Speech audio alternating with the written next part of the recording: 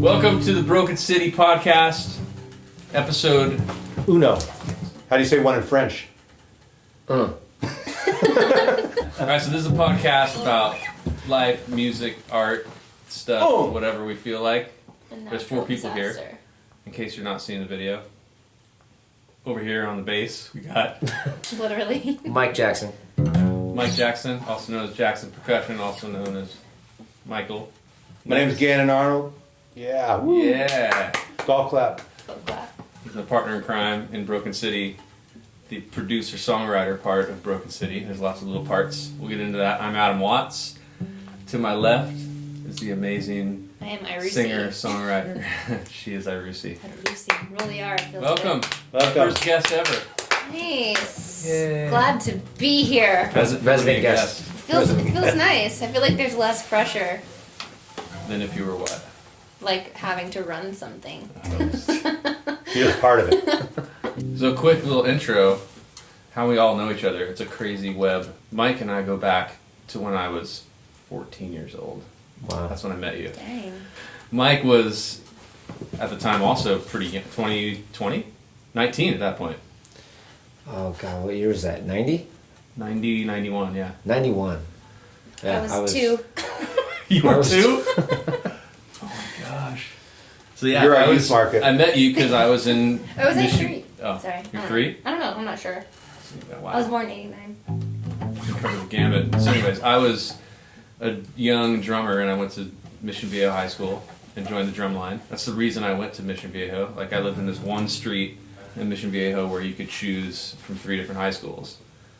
And John Hannon, the band director at the time, he's still there? Yeah, still. Yeah. He came through Los Alisos, my junior high, and like was recruiting, like scoping out the young kids for who could come join the marching band. And he came up to me, he's like, "You're going to Mission." I'm like, really? And he gave me drum lessons that summer, and then This is pre-puberty. this is, I was 14, so no, it's probably like things were rolling a little bit. So I wasn't band yet. And so, yeah, then I went to Mission. Freshman year, went in, found competitive marching drumline world, and it became an obsession, and Mike was the battery instructor. Battery. Yep.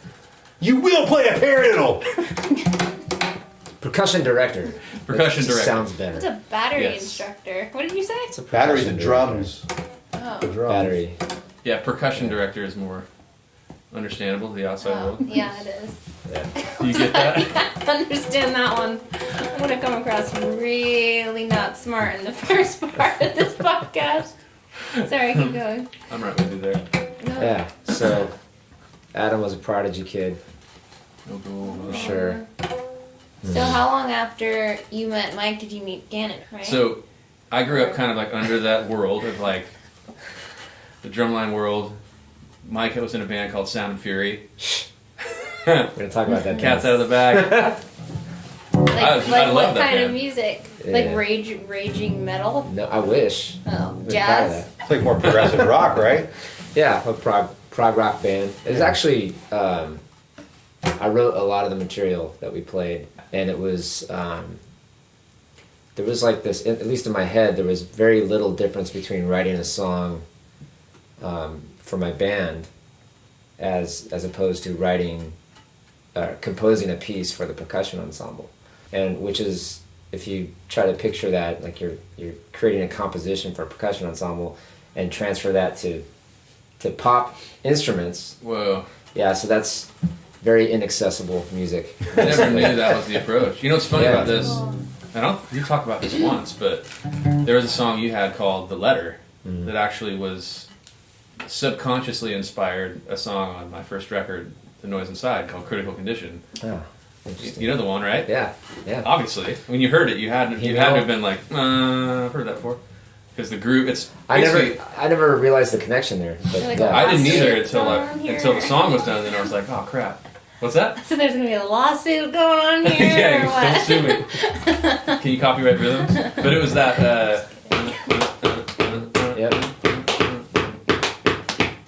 Oh, I know what part you're talking about now. Yeah, that's The Letter, right? yeah. Yeah. So Mike was like a real proponent of polyrhythms and hemiolas. Do you know what a hemiola is? Hemoglobin. Hemoglobin. But a hemiola is like a polyrhythm that has a rhythm attached to it, right? It basically, well, there's a traditional hemiola, but the more universal sense of hemiola is a repetitious pattern in a bass number other than your time signature. So if you're in 3/4 and you do a bass 4 pattern, that would create a hemiola. Or if you're in 4/4 and you do a bass 5 rhythmic pattern, that would be a hemiola as well. But a more traditional sense, like something that anyone could just latch onto, would be like Carol of the Bells. Or Chim Chimney from, you say Chim Chimney over and over again, that 3 against 2, so it's like this hand's doing 3, this hand's doing 2, so. There you go. That's traditional hemiola, but it could be like if you're here and you're going 1, 2, 3, 4, 5, 1, 2, 3, 4, 5, 1, 2, 3, 4, 5, 1, 2, 3, 4, 5, 1, 2, 3, 4, 5, 1, 2, 3, 4, 5. So you're doing 5. How is your foot in a different world now? That's amazing. I like the name. That's cool. I know that was like the definition actually changed when it got to the drumline world. I kind of thought polyrhythm was the simple like, and then a hemiola would be like shut that would be more. Yeah, that's just. I mean, you could say 4 against 3, 5 against 3, whatever. I mean, that's kind of independent of polyrhythm or hemiola. But polyrhythm could be anything. It could be over the top of. No, it's just a rhythm over rhythm. Yes, the rhythm over rhythm. Yeah. But yeah, if hemiola, it can get pretty sophisticated. You know, if, like I said, if you're in 4/4 and you're accenting every 5/16 notes, that would be hemiola. Anyways, that world was like appealed to me as a drummer because I love. It's kind of like drummer's magic in a way. It's like the sense that something else is going on. That's like, how is that happening? But it is. I live this parallel life of like going in the percussion ensemble at Mission and like being super regimented and everything was like, you suck, no, you're dirty. And not that Mike was that guy, but like we became, we're teenagers in this competitive world and we're all trying to play perfect and stuff. So you're just like, got all this like, these crazy hormones going through you. And I just remember like, whoever was section leader was like the resident Hitler of the Wow. It kind of Wait, that was you? That was me. For like 3 years. You were resident Hitler? In my sophomore year, like I got like, kind of like, got all perfectionistic and like, because I was like appointed the leader. But Did you like yell at people like, you're not doing it right, and then then your hands start to bleed and then it was never like... It was never like you're berating somebody personally, but you're all doing something that you're trying to do great, and nobody's screwing up on purpose. So you end up being like, you're ticking. It would always be that kind of thing. And then there was a point actually where one of the drummers was like really hurt by how I was treating him, and I felt so bad because I didn't even realize. Sammy, what was his name? Don't say it's names. Kind of a Frank Zappa vibe going on, like with the project. Like it's just the goal was execution, like delivery of perfection, rather than anything else. Like that was the goal. I would say that the goal also, though, that you instilled and the way that you taught was intensity. There was definitely an emotional goal. Yeah, I'm not saying that was my goal. That was. It became the that goal. Can happen culturally inside the membership. That's interesting. Yeah. It's not something that comes down from the top or by design. Mm-hmm. But at that point, the years that you're talking about, I was still figuring out who I was and what my philosophy was. If you had asked me back then, why do you exist and what's the reason for the world, I wouldn't be able to answer you. Yeah. You conveyed the same thing that you do now, but I think you're aware of it now. Definitely. Yeah, because I think it appealed to an innate perfectionism in me and a desire to express myself. And then being a kid, it's like it's Lord of the Flies a little bit. It's like you're young, you're like you got all this new stuff going on just in being a person, and you're looking at the person next to you, and it's almost the same as like, the nerd bully scenario of just like wanting self-esteem and being competitive and is she cuter than me, or it's that same thing, but it's just like it was drumming. Like I didn't live that out anywhere else in my life, but it was like drumming meant everything. And then you realize, there's a person behind the drumming. And I remember learning that. Like late. finding your soul rather than being perfect kind of thing, or It was more that heart in what you're doing. I was like looking at what we were doing, and I was attached to it as like it was a part of my self-esteem and stuff. Mm-hmm. But as we're trying to create or perform it perfectly, and I was appointed the section leader, and I was like, oh, it's got to be great for ourselves, and Mike's about to hear us. Like he wouldn't be there every second, so then I would be like, oh, you're ticking, or like I would hear what's wrong, which was my job, sort of as section leader. Not realizing that every time I said like, oh, you're dirtin' or whatever, that person was like, I'm a bad person, or I suck, or I'm not as good as anybody else. And then I remember one time the guy that was drumming with me, like, I think he said he wanted to quit. I remember looking at him. This makes me feel so bad right now. But he had sunglasses on, and he was feeling horrible. And I saw like a single tear emerge from behind his sunglasses. No. And I felt That like, sucks. oh my god, it was a real awakening for me. Yeah. But anyways, Hashtag be nicer. You Yeah, know, no kidding. just a note on that. I don't think this is anything unique to high school or just any sort of no. team effort. I think if we were talking about varsity football or any sport, Anything, yeah. I think that sort of that experience, that new experience of feeling that sense of pressure and having to deliver, knowing that there's other people relying on you, and it's a big deal when you're actually standing in those shoes. Like you have the mentality, the brain of a 15 or 16-year-old, and you're dealing with some pretty heavy stuff. Because not only are you like trying to do something great for the sake of the group, and you understand the group mentality, but your own ego and your own self-esteem is wrapped up in what you're doing, and you feel like maybe the person next to you is actually getting in the way of that. So there's all those layers to it. It's really easy to get thrown off. Like I still deal with it to this day, just looking at the thing, wanting something to be great, and then we had to talk about this kind of stuff recently, where it's just like it's easy to get so focused on the expression and like doing something great that you forget to like that there's a human aspect. That's what it's all about in the first place. I think that's where the surprise comes from, is we're not used to dealing with that as artists or musicians. Yep.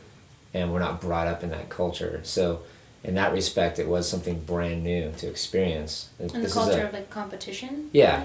Whereas if you grew up playing football or you grew up playing baseball and you just had that kind of team mentality, and something like that were to happen, it sort of comes with the territory. Like you expect it.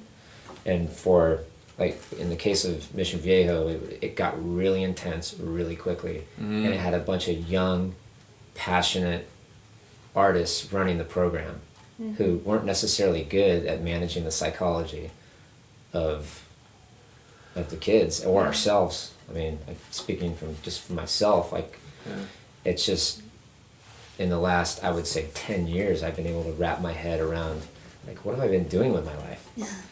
And I look at the body of work, I look at how much I've done and how far I've come, just in a linear manner, and it's crazy, because that is. I mean, everybody has these experiences, but when you're wrapped up in those experiences and you're dealing with young kids, like you're teaching, so you're in a teacher role. I mean, it's one thing to have these ups and downs and to try to deal with your own psychology, but when you're also having a daily effect on young people, it's like, whoa, did I hurt feelings? Did I shake people in the wrong way? Like, there's a lot of, like, I wouldn't say guilt, but it's the potential of guilt, the pondering guilt. Yeah, You know? pondering. Yeah, the domino effect, I guess, of what you're doing. And I took a lot of that with me. My experience is both, being taught and taking something really seriously and trying to be great as a young kid in a kind of a regimented way, but all for the sake of expressing something. That was obvious to me the whole time, that it was about, it was intensity, but you always were like about dynamics, and like it wasn't just about chops. So like that was huge.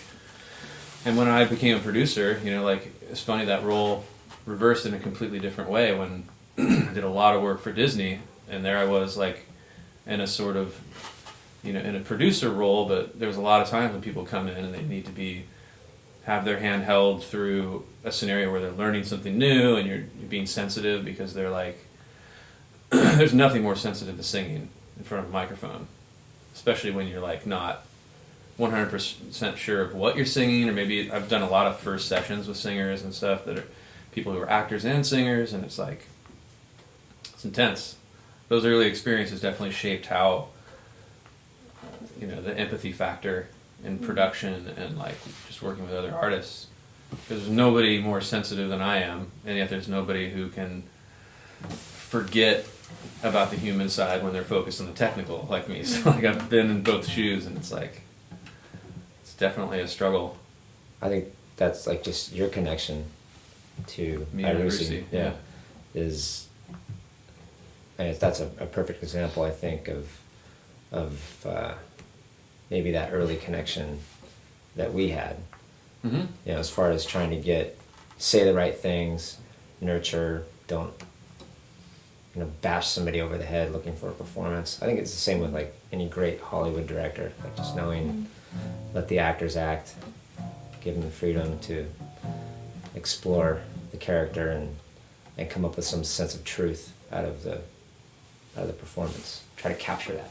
Yeah, the best thing I've noticed is like, and I think I've heard this somewhere else, so this isn't a new idea, but just almost like when the bumpers are there and when you're bowling, it's like you're there to nudge. I've never used the bumpers. Just kidding. That's a big old lie. No. But yeah, that's just that analogy of like, if everything's going right, don't screw it up, and then if it's going over here, just nudge.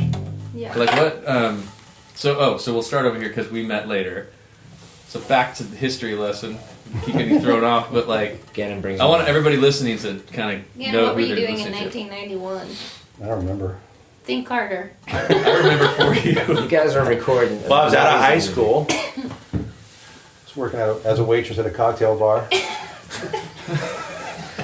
I know the line. So you were obsessed with fusion and jazz guitar, Yeah.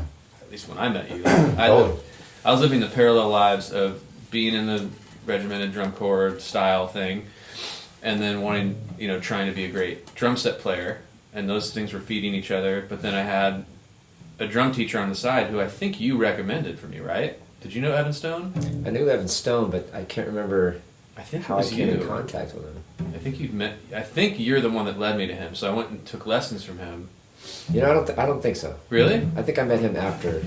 Okay. I don't know who that was. If you're out there, I thought email Gannin me. was playing with him. I was a lot. He We had a was, but band that's together. how I met Gannin. Yeah. Is I was getting drum lessons from Evan Stone, who was it was like polar opposites, drumming in a percussion ensemble, and then going and getting taught by Evan, who couldn't have been more loose and like about feel and it was interesting dichotomy there. But I remember being in his house getting a lesson one time. Yeah. And he was a really inspiring teacher, by the way. And you walked through his room just like dark man. Like you remember, you just did not want to look at me. Real fun guy was. It's weird because it's the opposite of your personality, but like you came in and you were just like, man. Unless you were in work mode. Were you in work mode? You probably don't remember it, I right? don't remember that part now. We used to rehearse there, Oh, okay. so maybe I was waiting for him to finish up your lesson so we could. That's probably what it was. I was just a scared little kid. So, big man walks out, and he's like, "Oh, that's Gannin. He's in my band. Minimum 3." His band. Minimum His band. 3. Yeah, dude. I remember. Wow, that's just took me back. Isn't that crazy? Blast, yeah. Yeah, we were a Totally jazz remember that. fusion trio, Cool. and we Is it all on YouTube all played together in anywhere? high school. Can I find that on YouTube? No, Are you sure? Oh, I don't think so. I don't know. No way. The only footage we have is from Evan's parents. Oh. They didn't have YouTube back then. It's on a VHS. Yeah, it's on a VHS somewhere, hidden. So, I graduated from high school, and I'm 19, and I'm now starting to like play. I did 1 year of Saddleback College, and then went around and got some gigs in the cover band scene in Orange County. And Evan called me up to sub for him on a jazz gig at Steamers, which, funnily enough, is like, they just closed, but actually they're like 3 miles from here where we're doing this podcast. And Gannin was on that gig, and I remember it was a straight ahead jazz gig, and I was way more into like fusion and funk and rock and progressive music, and I was like, holy crap, jazz! Like I sort of know, but I don't know jazz. Like I knew jazz like Vinnie Colaiuta, like fusion. You So just said yes to it? because he knew I could pull it off, Oh, okay. and I could, but I didn't live that music, so I was like, I knew what I didn't know. And I was like, all right. So I studied this one Miles Davis record with Tony Williams on it, like freaking crazy, because he was the drummer that I connected to the most, jazz-wise, because he was a really heavy-handed, like pushing, ding, ding, ding, ding, ding, ding, ding, ding.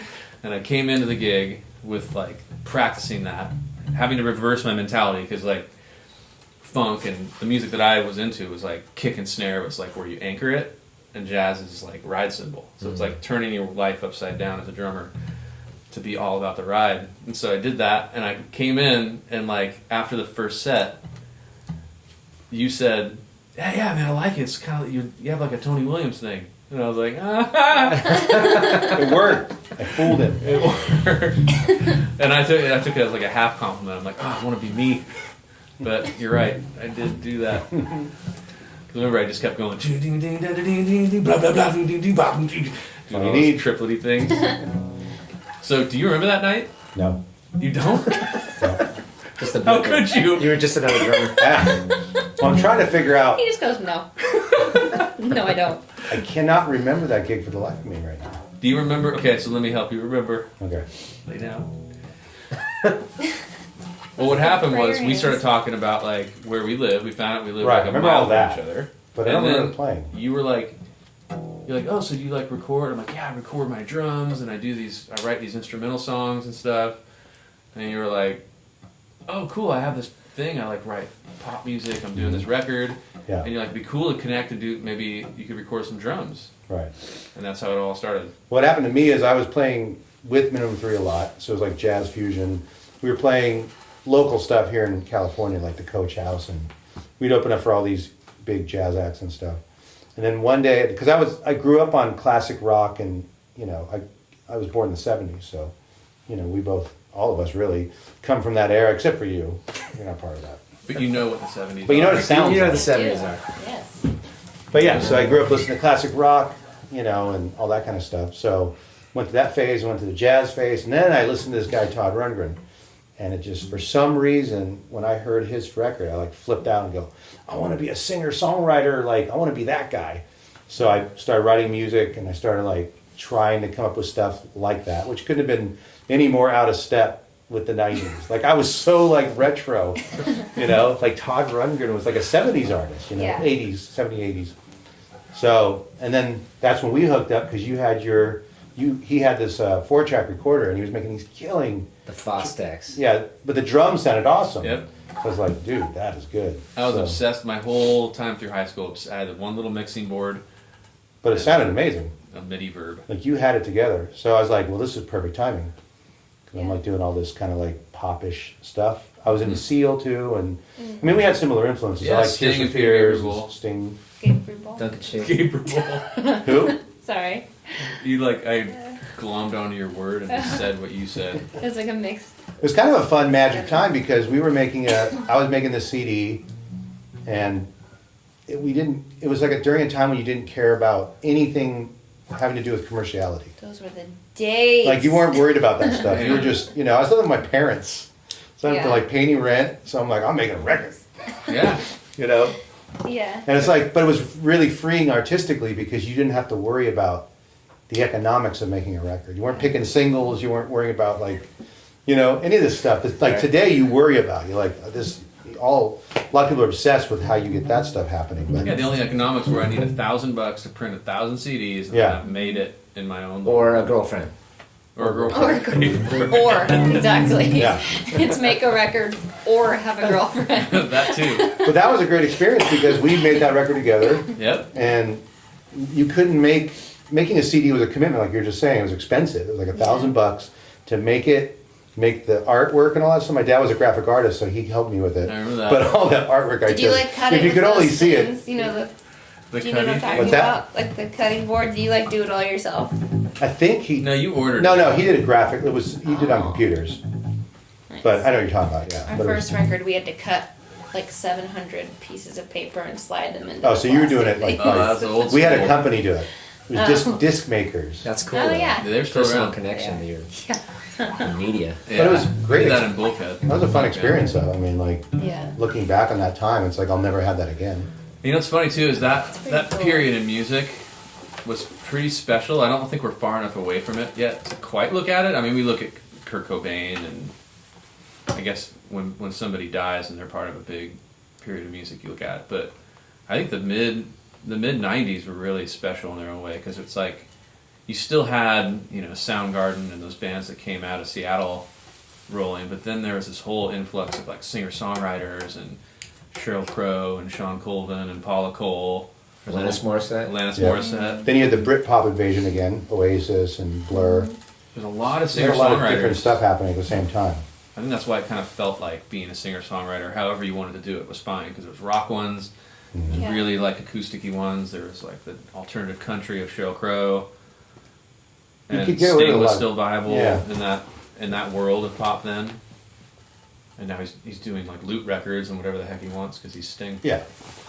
But people were buying records then too, so like if you made a Yes. project that was viable, people would buy it.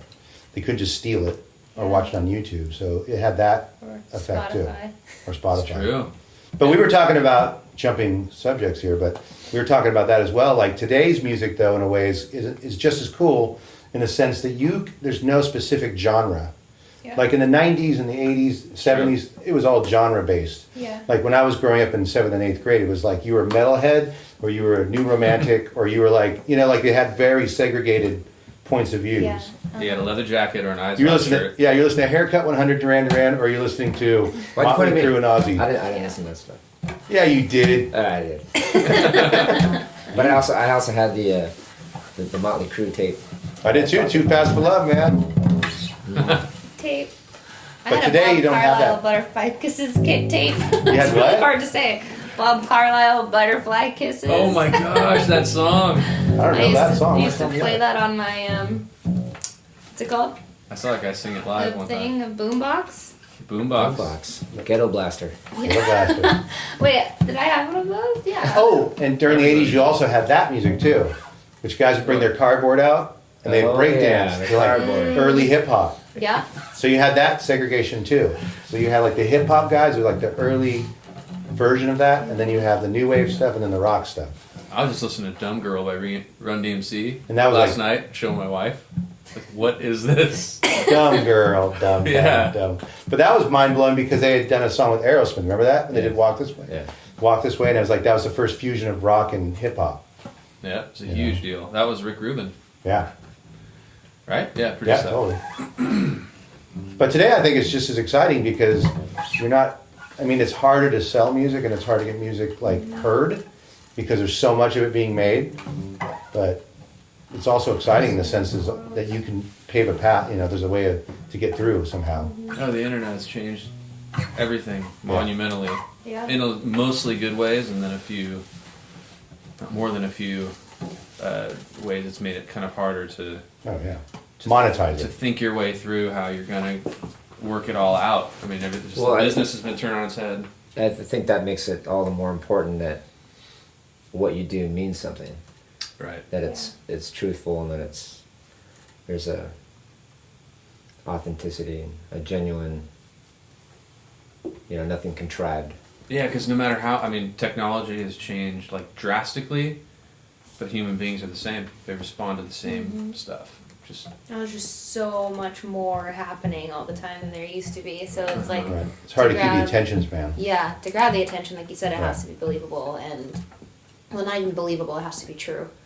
And I think it helps deal with it psychologically from the person actually doing the art yeah. Yeah. as well, because then you're less centered on acceptance and you're more centered on the fact that you expressed yourself. Totally. You're not, Yeah. you're not Right. looking for anything in return, really. I mean, if it happens, it happens. But Yeah, it's interesting. I wonder if there's some kind of public unified consciousness happening because of the internet, where we're all. I'll be curious to see if this is like a wave, the whole like intolerance for boredom and the idea that you always, like, I can't, like, I sit down to go pee so I can be on my phone. Fun fact. I just want something like cool to do at all times, and I don't, like, I fall asleep with my laptop on a pillow and my headphones on, and I wake up and I grab my phone and I'm like, the coffee. Like, and that feels like the right thing. Like, why should I not look at something that could be cool? Something that could be cool. But I wonder if that whole thing will actually be a wave. Like, right now we're obsessed with it. It's like we first, like... Well, it's already starting to change. Like, even things with all these Instagram accounts being like, this isn't real. Yeah. When Instagram used to be like, oh my gosh, their life is perfect. And now there's all these realizations that it's not real. And then even with artists, it's like, we need to be real. We need to be honest. We need to create a following and a tribe of people. And like, if we have 100, then we have a following, you know, and it builds from there. Like, there's... It's snapping people back are to the starting, reverse. That's like that's how everything goes usually. We have to right? go to the full. You have to take it all the way somewhere Well, it goes to before both people pull it back. extremes until you get to It's the extreme, middle. exactly. It's true. We're living in a very extreme society of like social media and overload of you know, what do you call it? Electronic overload, you know. Well, it Yeah. reminds me of Electronic overload. That's our new My next band. Yeah. It reminds me of that perfect philosopher band that said, what's his name, Spider-Man. That guy's good. With great power comes great responsibility. Oh, Or was it yeah. his dad? That's the Aristotle. guy, Drew Spider-Man, I think. Drew Spider-Man. Spider-Man. Andrew. Andrew Spider-Man. It's true though. It's like a super powerful tool. You can. It's like shooting ideas with a gun all around the entire world. Your stuff can be everywhere. But like, it's in your brain right now. Shout out What's to that? Anime for Oh that. yeah. Yeah. So that's how we met each other. Back to that. And so we started recording, and then when I was 19, we were about roughly a year into it. And I was in this other band called Bulkhead, and then we were called Bulkhead and the Family Wagon. On tour with Electronic Overload. On tour with Electronic Overload. Oh my god. And then I started to get really opinionated about your songs, which were fine. But I was like, I want it to be like this. Yeah. And I was like punching you in on the ADATs and your recordings. So I was like really involved with your stuff. But it was your stuff, and I was the drummer. Yeah. And then I'd always been composing stuff like on piano and sequencer, but you're like, dude, lay off my tunes and write your own. And I was like, really? I don't remember saying that either, but did I? I must have. You didn't say it like that. That's not But, your but style. that was the general idea. The general idea was like, why don't you write your song? Oh, like, Yeah, it's probably like yeah. a different day. Or just, Yeah. bro. Bro, write your own songs, man. But that's when I started writing songs and singing, and I borrowed your ADATs and wrote a song called Live and Learn. Still know that hook. Live and learn and let go. Yeah, I was trying to write something important. Living and learning. And you would play guitar on my stuff, and then I'd play drums on your stuff, and we just went back and forth for literally hundreds of songs. Yeah. It's awesome. And then, blah, blah, blah. Let's flash forward, because that's a good little background for who Broken City is, which is Gannin and I as writer-producers, working with artists, developing artists, and I put out my own records, and me and Mike go way back. And it's just been announced a few weeks ago that formerly the percussion ensemble known as OCI became now known as Broken City, Woo woo. which is really awesome. It's cool. It has like even like a special deep meaning to me that has even happened, and that we're joining forces like this, because we've been in touch for the last 20 years, but it's only been the last year that we've really come back, spent a lot more time together, and we'll talk more about this in future podcasts, but developing some, educational arts ideas in a community around artists that are looking at things in a holistic way, bringing the entire person and just dealing with the psychology like we talked about earlier, Right. along with the physiology of technique and spirituality and concepts and philosophy and stuff. But that's kind of how we've come together and decided to do this podcast, is that we're trying to bring all our ideas together and our kind of shared sensibilities about life and art. I think the parallel pathway thing was huge. Like a cool realization that that there's a little bit of not feeling like you belong in the career path that you've chosen. Like there's something out of place, doesn't feel quite fulfilling, like where it needs to be on both ends, on my side, on your side. Totally. And then just discussing that and talking about it and sort of like sharing our little war stories back and forth, realizing that it's like the same emotional response, it's the same psychological things happening in different worlds. Completely different worlds. Like, you're dealing with, younger people a lot of the time in those worlds, different organizations, from high schools to colleges to independent organizations to nonprofits, but you're dealing with the arts. And then I'm dealing in a lot of it's the corporate world of the arts, big record labels, but it's the same core psychological stuff, like you just said. It's like you're wanting to do something great, you're wanting to do something pure and expressionistic and connect people, and then there's these other ideas of what it should be, like competition or making money or all this stuff that ends up being like the tail starts wagging the dog, and then you're just frustrated. Everybody deals with this stuff. Yeah, like it's your the way you put it is art meets commerce, and it's almost a conundrum. And then on my end, it's just art meets competition. It's the same. It's almost the same. Flash forward a lot of years in there of working with the great and talented Andy Dodd as Red Decibel. Wrote this song called Beautiful Soul, that ended up getting recorded by Jesse McCartney, and it became a big hit. Andy and I signed to Disney, and within a couple of years we were working with a band called Everlife. Yep, which was my band that I started when I was 8. And we started, was that 97? That's when we started actually performing. But that was 2000. Oh yeah, so that's interesting. Yeah. Around the time me and Gannin were doing our thing, collaborating. I had this moment of, I want to sing songs, and I don't want to be alone, and I want my sister to join me. So we started singing, performing together. 2 sisters? Yeah, 2 older sisters, Amber and Sarah. I was 8 years old, performing and writing our own songs. Oh yeah, tell that story. Well, okay. We started our band, and we didn't know what to sing. I just knew, like, I love singing. This is my favorite thing to do ever. And we had grown up in the church, and all I wanted to do was, our parents were in youth ministry, and I was like, if I could sing and make people happy, like my parents make people happy, then I'll be happy, and it'll be super fun. And everybody will have a great time and be happy. So that was my mindset at 8. Happy. Happy. I just want everybody to be happy. And I was the youngest child, too, so it's like this weird obsession. But I was like, well, we have to write positive, happy songs. So, like, somebody told us that it was illegal to sing other people's songs. It was illegal. This was in Indiana, Pennsylvania. Wait, I was playing with Legos when I was 8. I love Legos. They friggin' hurt, though, when you step on them. Anytime I think of Legos, I think of the pain of forgetting to clean them up. It was always like a tour. It was the one with the tour. Yes. It was a tour. Oh, and they're like sitting up. They're sitting up in the carpet. Upside down. Upside down. Oh, it's even sharper. And you always miss that when you're cleaning up and you step on a tour. Anyway, back to new song idea. Loving You is like stepping on Legos. Stepping on a tour. Anyway.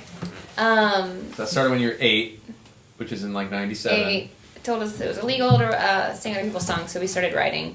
And then toured, met people who knew somebody else at Disney. This was years after, in 2000 something. Must have been 4 or 5, right? Yeah. And we signed to Hollywood Records, and ended up working with Adam and Andy here in California, and it was super, super fun, and we had a great time. And then we went on tour for another few years, and then my sisters and I decided to What were the tours? We did Cheetah Girls tour. It was like a 6-7 month thing where it was great. It was an awesome tour. It was an arena tour. But Miley came out in the middle of it. It was her first actual tour. And Miley Johnson? Miley Cyrus came out. Actually, Hannah Montana. She came toured out as Hannah her. Montana then, yeah. And then that tour ended, and I'd actually known the family before Hannah Montana started, because she got signed to it's really confusing. I'm making this really confusing, aren't I? It's not too hard to follow. Okay, good. You were 8, and her then sister you were was not my 8. best friend, and that's how everything got connected. And then we, like lots of years later, decided we were going to end the band, and then I started doing my solo stuff, and that's why I'm sitting here right now. Flash forward. You know what's funny is Miley's very first Disney session was here at this studio, and That is crazy. I did not know that. before this place was built, which this is like the studio that was built by Disney royalties. I remember looking out the window in that house and seeing dirt. Oh yeah. Like I could see it right now. It was just like dirt and grass and stuff, and just like That's right. land. With him talking about like the idea of like, this is what it's gonna look like, and building the studio over there, and so crazy. now I'm here Yeah. all the time. It's pretty crazy. That's like 8 years later. Yeah. Yeah, so she was the first session here. She was like maybe 13 when she Miley got. was. Yeah, Miley, and I remember she went into the vocal booth to do the song. It was called "Just Like You." It was on the first Hannah Montana album, and her mom was there. Tish was sitting on the couch, and Miley went in, did her vocal, and sang great. It was like, oh, this is awesome. With her cute, huge voice, like makes you smile, and like came out, and she had written all over her arms with Sharpie, like literally from like her shoulder. Lyrics to or her hands. just I love so and so, Miley Cyrus with a heart for an Yeah. eye, like just like she was sleeved in Sharpie. And then later on, I looked at the lyric sheet, same thing, completely couldn't see the lyrics anymore. And her mom was just like, Miley, what did you do? She's like, oh. I actually have a picture of her shrugging her shoulders. Like, That's hilarious. That's hilarious. that's funny. Yeah, it's going back that far with her. And then, so anyways, flash forward to now, like, I texted you. Yes. I was about to sign. This was like months after Everlife decided we were going to kind of throw in the towel, made our last record, which was awesome because it was everything that we ever wanted. But we ended the band, and I was like, okay, like this is the time that I'm really going to dive in to my solo career, and this is what I want to do, and I need to try it. I have to do it, because if I don't, then I'll super regret it. So I was about to sign with this different production team in Nashville, and Adam, out of the blue, texted me and asked me what I was doing, and I was like, yo, I'm working on my solo career, and he's like, finally, this is awesome, I want to be involved somehow, come out to California and write with us. Kind of told me what him and Gannin were doing. Completely random, by the way. I had no idea there was Yeah. a production team or anything. Or that I was even diving into doing it on my own. Yeah, I was actually just like, please, Lord, say that she's just ready to do something new, because Gannon and I we'd worked with a couple artists in like a development capacity, and we just wanted to do it more and do it with a great singer who, like, your name just popped into my head, and I was like, oh, I just remember that session being you were probably 16 or 17 years old at the time, and just being completely blown away like I'd never been before by a singer and by just you and your sister's vibe. Like, we all just had a super great time. Mm-hmm. Like, I just remember you were like, do not use auto-tune. And I'm like, we don't really need to. It was just incredible. So, and your tone, I remember we worked with you pre and post tonsillectomy. Oh yeah. But there's this interesting, like, you got your tonsillectomy and you came back and your voice sounded even You crazier. got that song we did reflections for some kind of like a cover thing. But that was my first session. That was my first time singing after I got my tonsils out. Yeah. And it had been like forever because my recovery was really horrible for some reason. Just my life luck. And it was so hard for me to sing. I came out of my surgery and I was talking like a mouse, and my sisters were like, "It's all over. Our career is done." Like, because I was the lead singer. And did your voice change though as the end result? Yeah. Like, if you listen to our old actually our Disney record, Everlife's Disney record, or Hollywood Records record, there's like 5 songs on there that are pre-surgery, and the rest of them are after, and you can tell of the tone. You can tell the tone change in my voice. It's so actually, weird. you're like a cyborg. It's like you're half human. That happened to my daughter. Right. Really? Yeah, it really freaked me out. Did it sound like Her voice?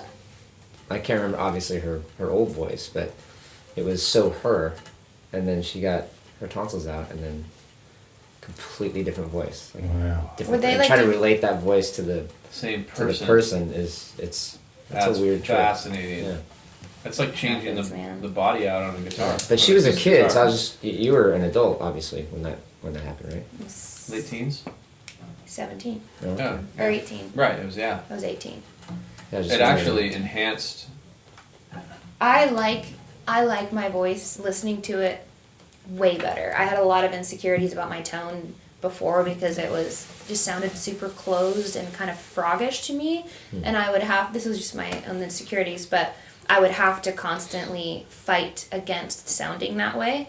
And it was because, this is going to be so gross, I can't believe I'm sharing it, but my tonsils were like the largest tonsils they had seen because I had let it go for so long. Because we were on tour and I didn't have time to get the surgery, so I just had like strep throat and that infection or whatever for almost a year and singing through it.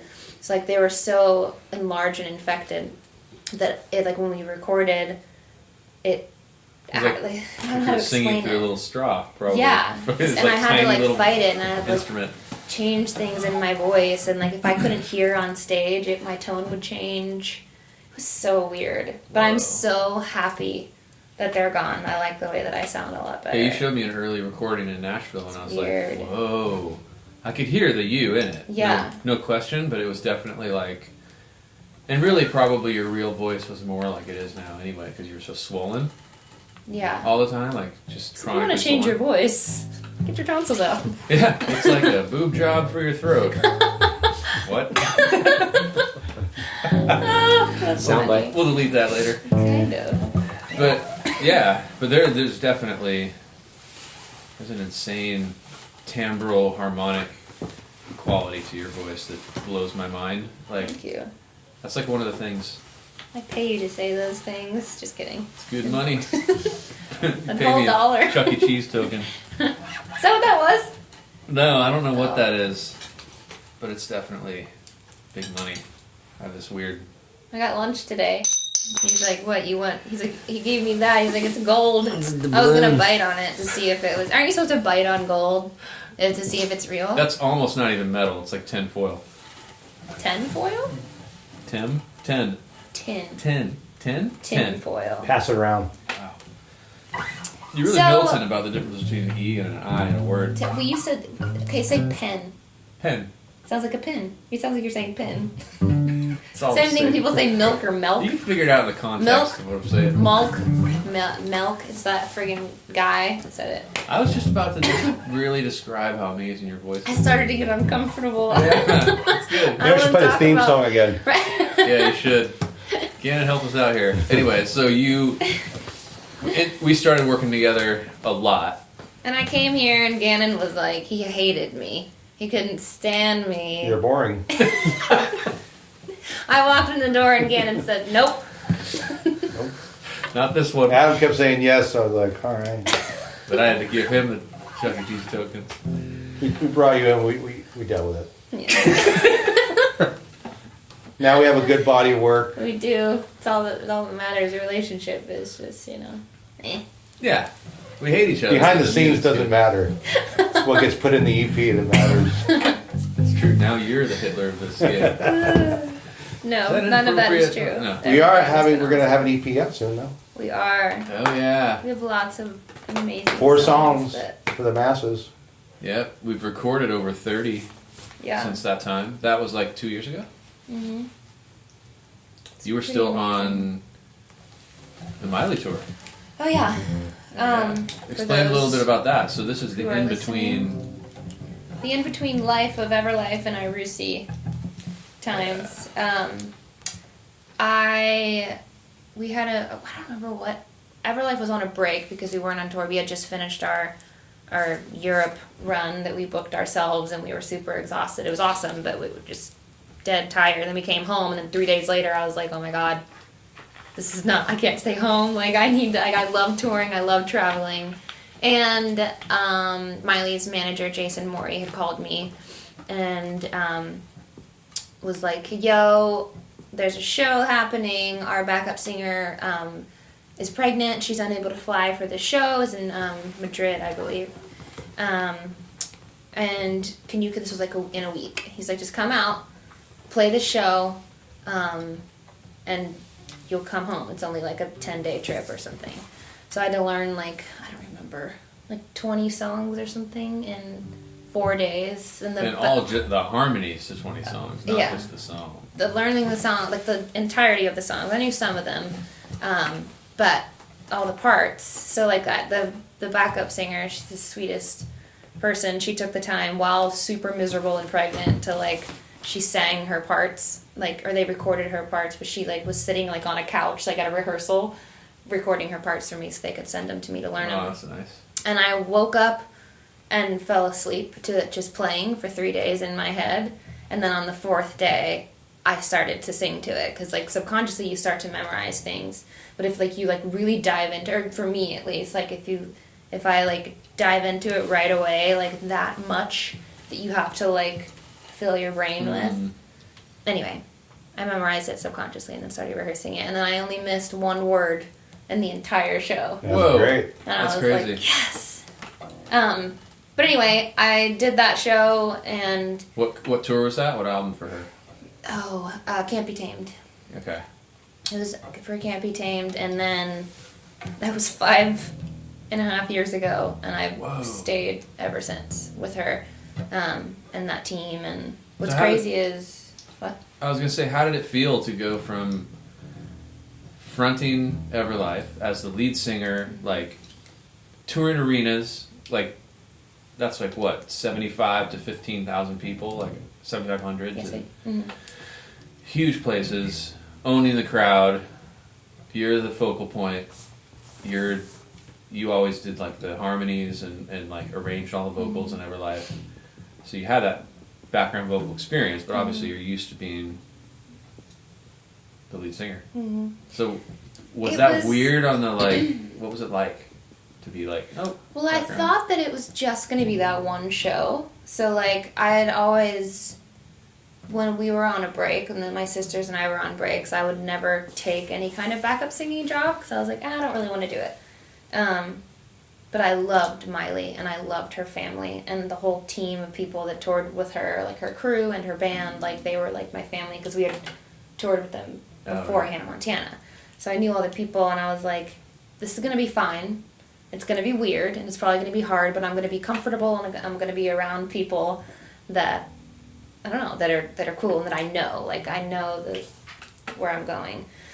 So I did that show, and I was that was fun. There was no pressure whatsoever, other than singing in front of 50,000 people with a set that I didn't really know that well, but because in the back of my mind I was thinking don't mess up, don't mess up, don't mess up, don't mess up. Was there any sort of choreography, or is it just your charisma up there? It was mostly that. There weren't there were some moves, hand thing or whatever, or backup singing thing, but it was more she's super chill. She's never really had crazy dance move stuff. She did for Hannah Montana, but this was a Miley Cyrus thing, and she's just very just do your thing and just move and be in it. And So you were able to like let go a lot of those layers of being a lead singer, where you're like, putting on a show. All of the pressure of being a lead singer and being in the front was off for that show, and I was like, that was really cool because I just got to support and sing, and like I always did harmony, but I never actually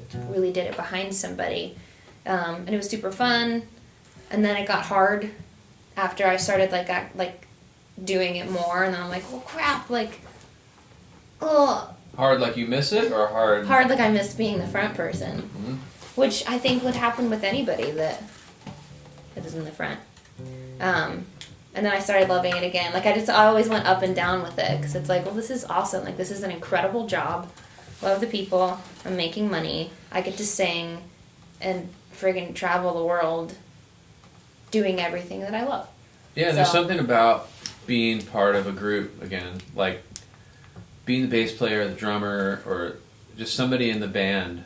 You know what your role is, and you can focus on like music first and entertainment as like a extra thing, or I don't know, it's different. Like Craftsman.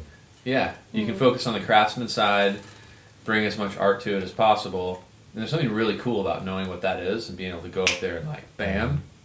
So I imagine that's like the musician in you, because you're not just a singer. You're like, you play piano, you play guitar, you have a musician's approach to singing, I guess. Mm-hmm.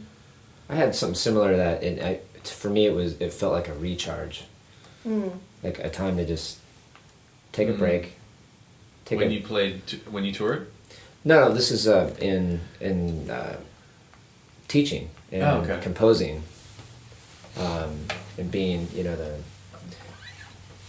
trying to be the creative force behind a project to being a piece of the pie, like a cog in a bigger machine.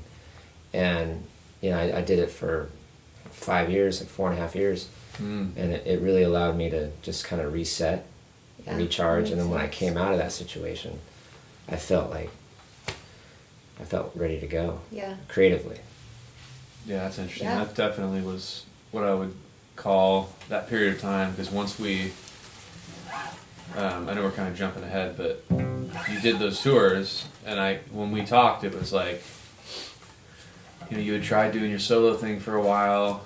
I think worked with a handful of producers, and were trying to find your sound. Like, what was that like? This before working with us, there was the period of like, you'd been working with Miley for a couple years or something, and then got management and started. I was living out here. You lived out here in LA. I was that like? I was becoming the next everything. The next Katy Perry, the next Adele, the next like Christina Aguilera, the next like all of the. It was because I didn't know what I wanted, so these producers were like, okay, well, do you like this song? I'm like, yes, I like that song. I like pop music. Like I like listening to it. So they're like, okay, well, let's go this direction. And then it was this exhausting race that I felt like I was running, because I was like, I'm getting older. These songs aren't me. This sound isn't me. Like I'm not feeling this, but I really want this to work. And it just wasn't working. It wasn't time, number one. Number two... You thought it wasn't working? Were other people thinking it was working? Or everybody, was it... because, like what we were saying before, it was contrived, and I didn't believe in it 100%. My truth wasn't in it, and, like, who I was as an artist and as a person, and the things that I really loved, aside from pop music, nothing was in that. But I also came from how things used to be, where you write, like, pop songs and the label pays for everything, and then you like go out and tour with these big artists, and you know what I mean, like the weird transition and how the music industry was changing. We were at like the tail end of how everything used to be. Yep. So like in my mind I was like, okay, we'll write pop songs and then everything will just work out. And I didn't really know how to connect with my fans either, because my sisters did all of that stuff. Not all of it, but I realize the importance of that now. But when we started talking, you were asking me all of the right questions that, like, matched me as a person, like, who I wanted to sound like, or not even who, like, what I wanted to sound like, and sending a picture of the sounds that or Yeah, what I my music remember would asking look you like, to me. yeah, what would your sound look like? Yeah, and I was like, whoa, this is fun. Like this is a process that I am excited to go down, like a road that I finally felt like I was gonna be me. I think that's the musically. first time I ever looked at Pinterest too. So it's my Love Pinterest. because you made a Man, Pinterest page, I or you did. had one rolling and filled it up some more, and then you started sending me pictures of the jewelry that you made, which is like feathers and beads, and then I looked at your Pinterest, like your secret Pinterest page, and it was all just very like world, I guess, ethnic flavors and stuff. It just what I got to by the time I got to the end of that and saw your jewelry, I was like, this is like gypsy feeling, like. And after talking to you, I knew that you had that nomadic spirit in you of just not wanting to be in the same place for very long, and just the feeling that comes off you as a person is very just like free. So like the definition of gypsy that is kind of like the positive gypsy definition, not the Pickpocket. But so I was like, what if the wheels are turning in my head? I was like, what if we brought gypsy music? Because like if your visual aesthetic is that, what would it be if your sonic aesthetic was kind of rooted in that world music thing, as opposed to, it was a way of really like cleansing the palate, like eating the ginger. It's like drinking the Kool-Aid, but it's eating the ginger, so that we could be like disconnected from what was going on in pop music and not feel that pull towards like, well, if we want this to work out, it's got to be beat bop boop. And the second that I said it to you, you were like, I love that stuff, and it appealed to me as a drummer because those are all very rhythmic, groove oriented, heavily in percussion. Yet a lot of the rhythms in pop music and R&B are kind of, their history can be traced back to that stuff. Whether it's that stuff or whatever it is, they kind of trace back to that. And then Gannin was inspired because of, there's Django Reinhardt, Gypsy Jazz, there's all the really cool scales that we could use, like the harmonic minor scales and different instruments. So I went on a rampage on the internet and bought, like whatever I didn't have, I bought like a pair of tablas and a few different things, and then got this thing called a kumbas, which is strange. It's like this Middle Eastern instrument that's like, it's almost like a banjo meets a guitar meets a sitar, and that became like a core instrument in like your music. Yeah. So we had written a few songs before that, but then once that clicked through and you responded so immediately to it, it was super exciting. The next time you came there, we wrote a bunch of songs. The vibe was unbelievable. You said you finally liked her, like that she. I finally did. It took a while. I really liked it. We brought the blues into it too. Yeah. Put a track on the end of this podcast. Yeah. That's good. Sure. Yeah, we'll play you a little hint. So, talk us through the EP. Track 1. Track 1 is Fell in Love with the Thief, which really falls into the more theatrical side of the sound, I think. It's very, even lyrically, it's playful and kind of dark, but fun. And it has like a lot of those worldly elements, the gypsy vibes, and I don't know, it's just a fun picture. I feel like I can picture the character singing in it too. Like obviously it's me, but well, it's you because you actually stole from me. I did. Okay, I'm not a friggin' klepto though. You're kind of, well, we'll get you tested. How do you do that? I guess I have a lot of stuff in my hands. Well, what happens is like, I don't know. I'm always playing with something. Do you maybe no gypsy is a thief? They just end up leaving with somebody else's stuff. It's just who I am. But you love to hold things while you sing. Yeah. It's your little quirk. Sometimes I'll walk out the door with it and not realize it's still in my hand when I'm like 5 miles down the road. And that's precisely what happened. Yeah. And I know exactly the object. This happened in 2007 or something. And she just made good on it like a month ago. That's a long time. I stole a cube. It was a cube, and it had lit up. It was cool. And I was playing with it in the session forever ago. And then I had it with me for years and years and years. Then I moved so many places, and it always reminded me of Adam Watts. I was the cube. Yeah, you were the cube, and I was like, I can't throw this away. I don't know if I'm ever going to see him again. Did it still light up, or did you wear it out? It wore out. Thanks. Anything with a button on it, I have to press it always. And then I think I lost it, and then weeks later at Disneyland. No, not weeks later. Years later. Years. Actually, I think I lost it like a couple weeks before you texted me because I had just moved that week, and I think I was like, Maybe I I'm not felt gonna it keep this missing, and anymore. that's why Maybe. I reached out. Like I was there, and then when I was gone, I was like, I'm not there anymore. Adam wants us to keep. A Your piece of avatar me. was thrown away. My avatar. But that ice cube is a fake ice cube that lights up with like a little. You What got is it it like called? some The little, convention. LED. whatever, little LED. light.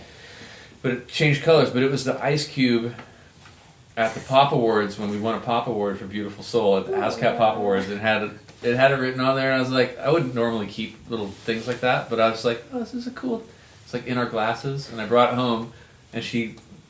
I'm gonna hold this. Well, I was playing with it the entire session and then took it. And I didn't know it was missing. Yeah. So anyway, I went to Disneyland like a month ago. Disneyland.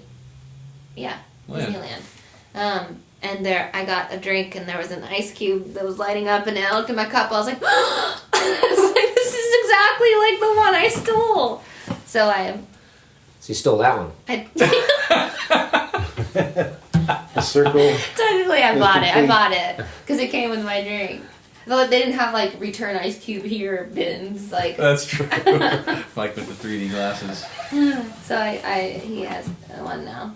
Yeah, she brought So- it back. She made good. Thief is track number 1. Track number 2 is actually a new song, like days new, Days new. called Monsters, and it's amazing. And when you listen to it, it's like kind of uncomfortable, like but in a good way.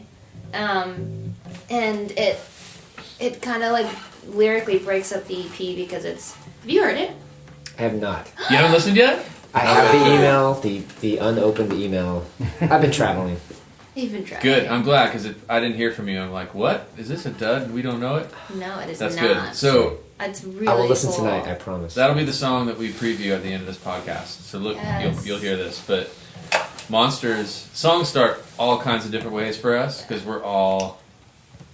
we all feel like best idea wins, and the definition of best idea is just what does it feel like?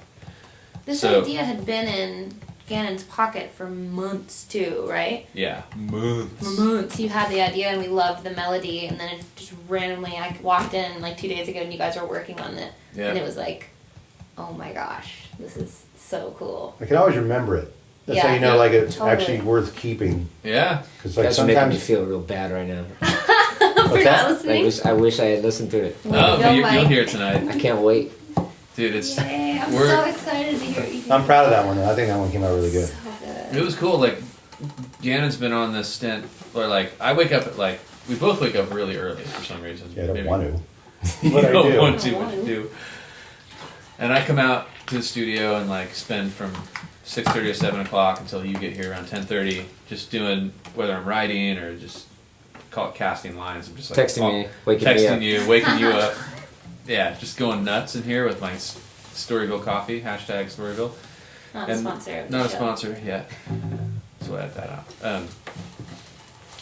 But what Gannon's often doing in the morning at his house is like writing on the way up into his phone. And this must have been gargoyles in your stomach. Wow. It was loud.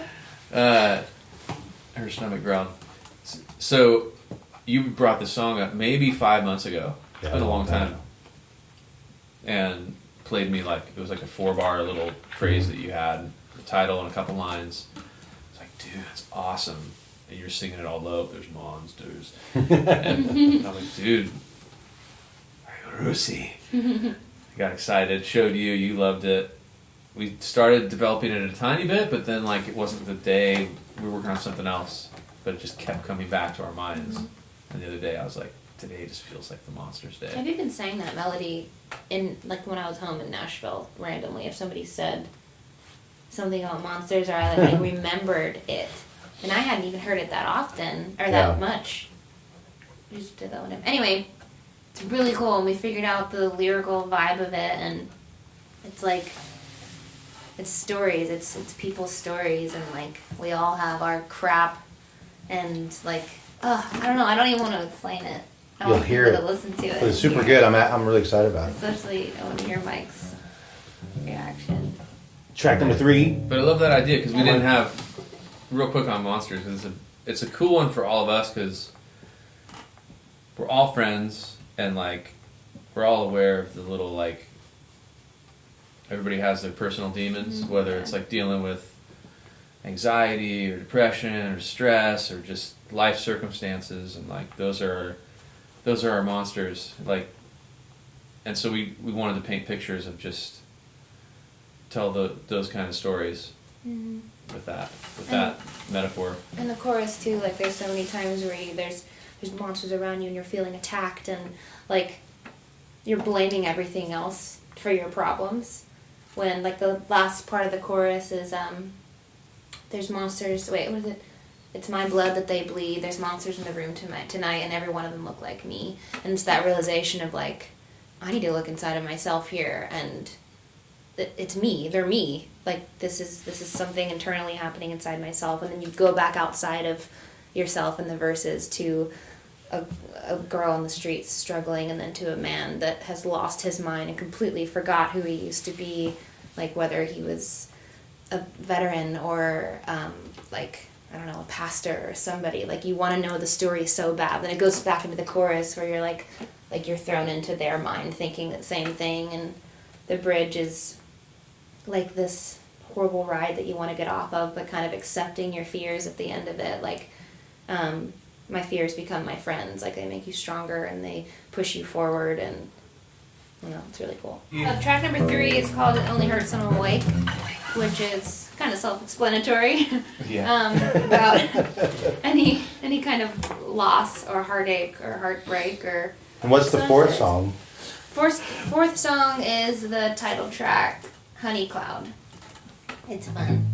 It was an idea that Adam had a while back that we all finished together, and I absolutely fell in love with it. I like that one because it kind of Beatlesque vibe to it. Yeah, it definitely Like has in the those chorus. vibes. Yeah, the bass line and everything. Yeah. I like that. The EP is an awesome mix of what we've built. Like it has the dark side, it has the gypsy vibes, and it has like the more kind of like old school vibes in there. It's Definitely encapsulates everything we've been working on for the Yeah. last year and a half or Yeah. however long it's been. It's Honey funny, Cloud we EP. go ahead. Nothing. I was just gonna be like, Honey Cloud EP, hashtag iRussi, hashtag 2015. Hashtag buy it. Plug. Sure. It's exciting though, man. It's like, it's so strange when you start to think about trying to look at things from a record label perspective or like monetization. It's like a real, it's a real like dead end that you run into when you think that way. I think this must be how the HBO producers feel, the original programming. Yeah. You know, getting away from the network, Mm. Yeah. breaking free, and just creating great stuff with no oversight. Yeah, that's exactly where we're at right now. Just Sure. release what we've been working on Yeah. and hope that people connect to it. And I know they will because there's truth behind it, you know? Exactly. And that's what I think most people tend to like believe. Mhm. If the artist is believable. Yeah. So let's wrap up our awesome podcast today. I have to go check and see if the kids burnt down your backyard. That's a great time to wrap it up then. Well, this was fun. We will be doing many more of these. So. Thanks for having me. Yes. And you'll hear a new iRussi track. Yeah, at the end of this, we'll preview Monsters. This is the very first of many. Every week, we're going to give you guys a podcast where we'll talk about whatever. Various Hopefully, it'll be things. different things every time.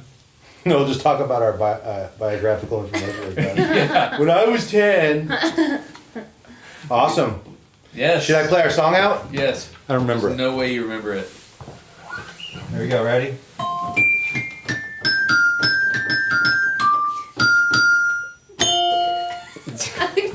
Oh wait, you're over here. Brought to you by Broken City Artists. Peace out, yo.